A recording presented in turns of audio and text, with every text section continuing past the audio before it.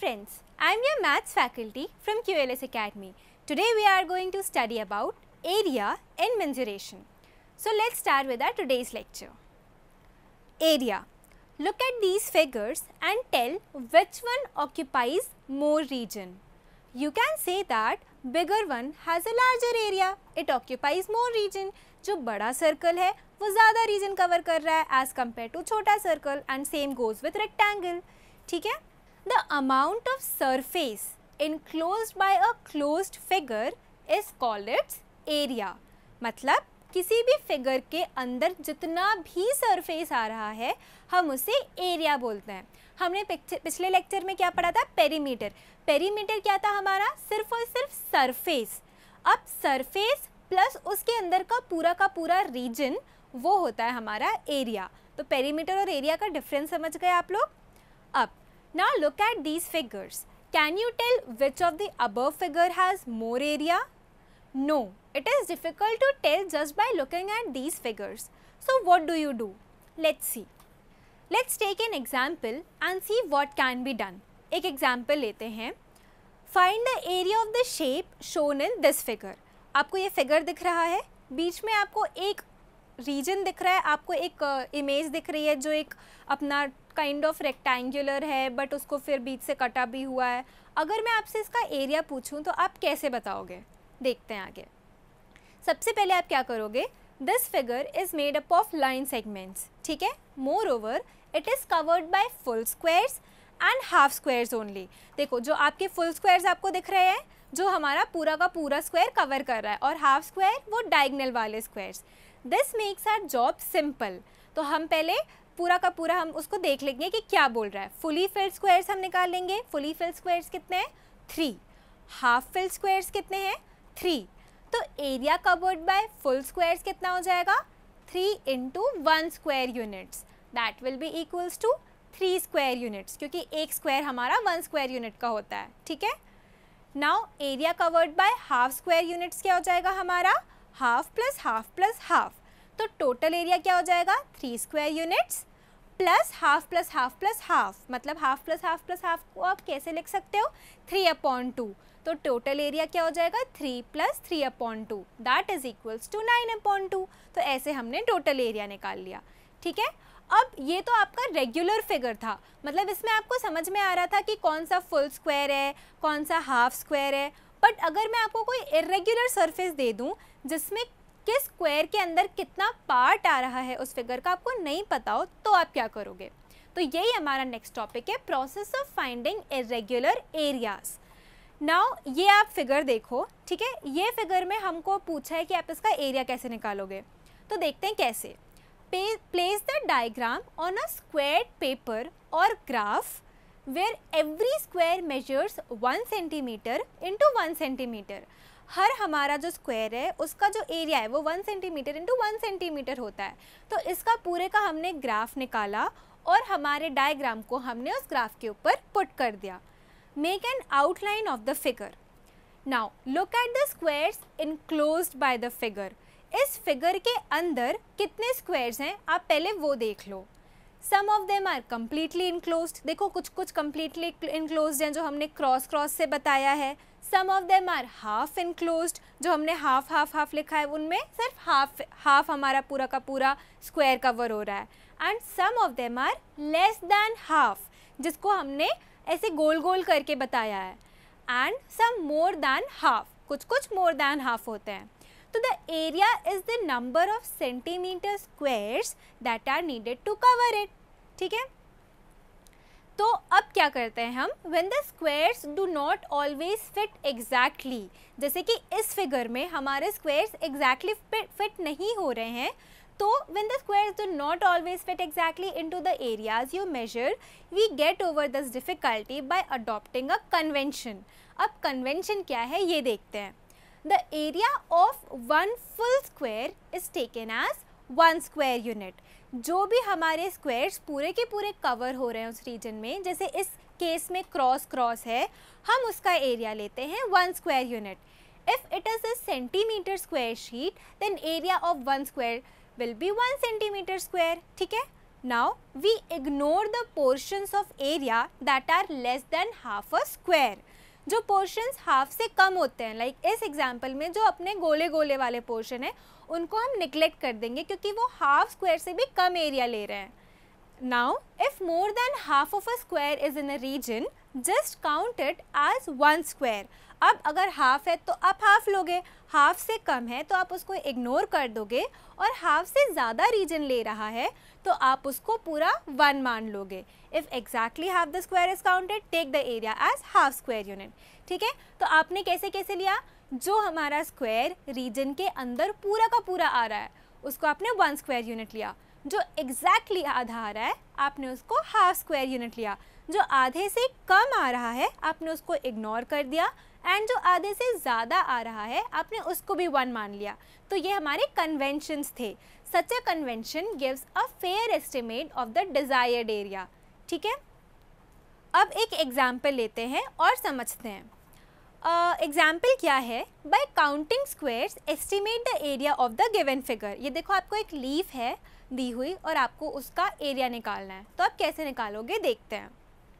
Solution, first of all make an outline of the figure on a graph sheet. आपने graph sheet ली और इस figure का outline बना लिया. This is how the square covers the figure. अब आप squares देखो जो इस पूरे के पूरे लीफ के अंदर आ रहे हैं. आप टेबल बनाओ. सबसे पहले देखो फुली फिल्ड स्क्वायर्स कौन से हैं. फुली फिल्ड स्क्वायर हमारे जो लीफ के अंदर में बीच वाला स्क्वायर है, सिर्फ एक स्क्वायर है जो फुली फिल्ड है, तो हम नंबर लेंगे उसका 1, और उसका एरिया कितना लेंगे हम 1. ठीक है, हाफ फिल्ड स्क्वायर कौन कौन से हमारे, आप ध्यान से देखोगे तो कोई भी ऐसा स्क्वायर नहीं है जो एग्जैक्टली हाफ फिल्ड होगा, तो हम उसको छोड़ देंगे. अब मोर देन हाफ फिल्ड देखो, बहुत सारे आपको जो एरिया जो आपको स्क्वायर्स दिख रहे हैं वो लीफ ने आधे से ज़्यादा कवर किया है. 7 नंबर्स हैं जो कि हाफ फिल्ड स्क्वायर से ज़्यादा एरिया कवर कर रहे हैं, तो उनका एरिया क्या हो जाएगा 7, क्योंकि हमने पहले ही देखा था अगर किसी भी स्क्वायर से के हाफ से ज़्यादा एरिया आ रहा है तो हम उसको पूरा मानेंगे.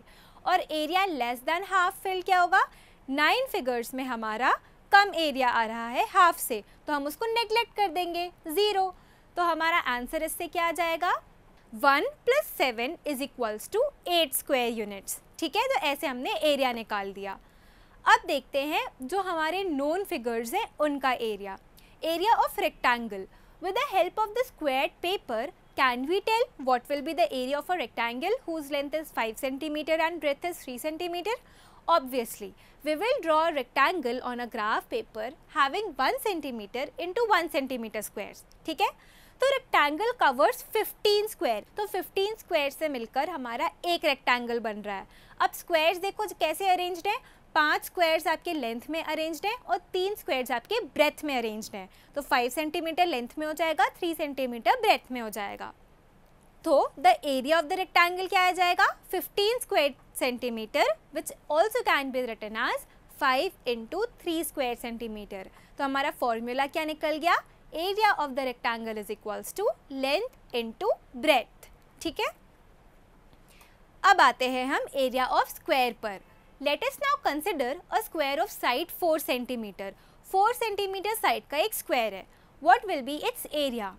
If we place it on a centimeter graph paper, then what do we observe? It covers 16 squares. आप देखो इसने 16 स्क्वायर्स कवर किए हैं, तो हमारा एरिया ऑफ स्क्वायर क्या हो जाएगा, 16 स्क्वायर सेंटीमीटर, क्योंकि उसने 16 स्क्वायर कवर किए हैं. और हमें इस कैसे भी देख सकते हैं, हम इसको 4 × 4 स्क्वायर सेंटीमीटर से भी देख सकते हैं.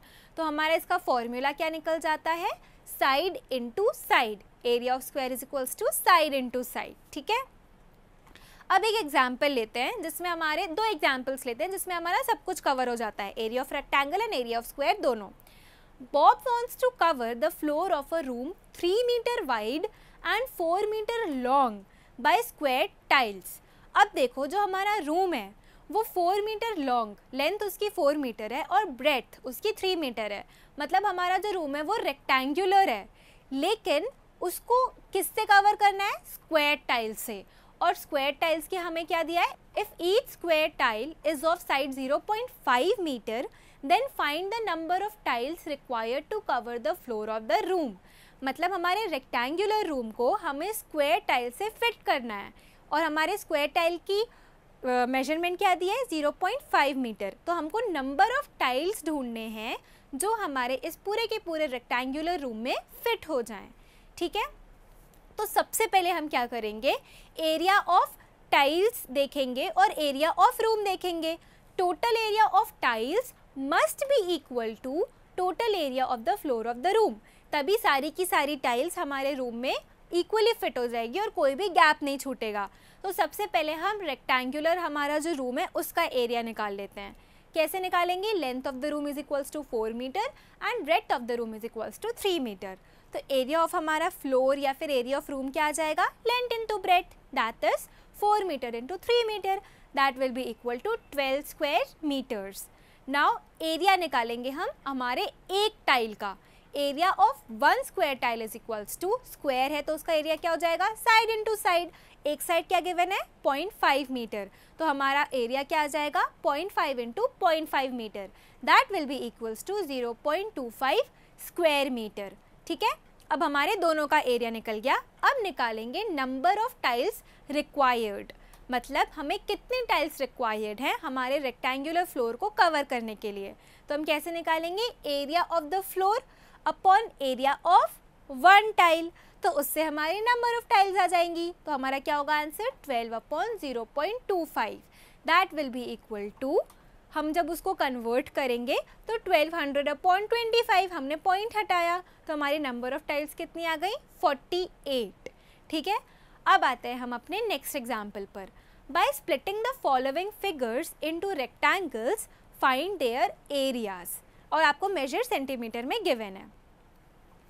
ठीक है, तो आप ये वाला एक फिगर देखो, ये फिगर बड़ा ही कॉम्प्लेक्स है, आपको इसको स्प्लिट करना है और उसका एरिया निकालना है। अब देखो आपको ये समझ में आ रहा है फिगर देखकर कि फिगर रेक्टेंगुलर पार्ट्स में और एक स्क्वायर पार्ट्स में काइंड ऑफ डिवाइडेड है।